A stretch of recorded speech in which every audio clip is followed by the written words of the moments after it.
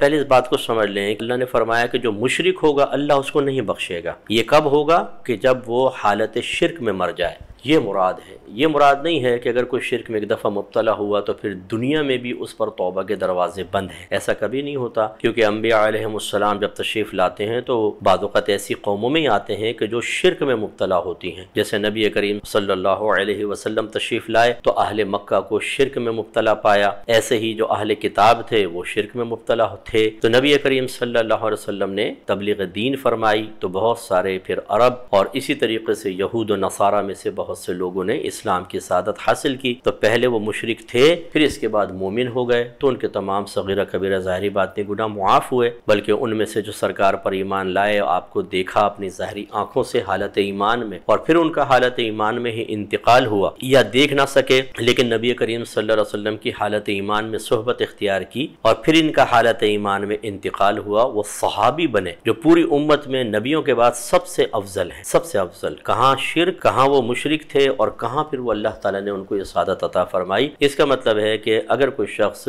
شرک جیسے قبیح فعل میں بھی مبتلا ہو لیکن موت سے پہلے توبہ کر لے تو اللہ تعالیٰ اس کی توبہ قبول فرماتا ہے اور شرک کا گناہ معاف ہو جائے گا۔ ابھی جو اللہ تعالیٰ فرما رہا ہے کہ اللہ تعالیٰ شرک کو نہیں بخشے گا، اس کا مطلب یہ ہے کہ اگر کوئی حالت شرک میں مر گیا تو پھر نہیں بخشے گا۔ اس کا مطلب یہ ہوا کہ ہمیں کسی مشرک کے ایمان لانے سے مایوس نہیں ہونا چاہیے۔ پہلی بات تو اچھی طرح یاد رکھیے کہ رضا بالکفر کفر، کفر پر راضی ہونا بھی کفر ہے، یعنی کفر سے راضی ہونا بھی کفر ہوتا ہے۔ جو غیر مسلمین سے بعض اوقات دوستی رکھتے ہیں یا ویسے ہی جڑ ہوشیاری میں کہہ دیتے ہیں کہ یار بس کوئی ہندو ہے ٹھیک ہے، کوئی یہودی ہے صحیح ہے، وہ بھی صحیح ہے، ہم بھی صحیح ہیں، اس کا مطلب ہے کہ آپ کسی کے کفر پر راضی رہنے سے راضی ہوئے، آپ دائرہ اسلام سے باہر ہو جائیں گے۔ اس پہ انشاءاللہ میں پورا درس کروں گا۔ یہ یاد رکھیے گا اللہ تعالیٰ شرک کو شدید ناپسند فرماتا ہے، اور اگر کوئی شرک کو پسند کرے یا خود مشرک نہ ہو اور شرک سے راضی ہو تو وہ بھی دائرہ اسلام سے خارج ہو جاتا ہے۔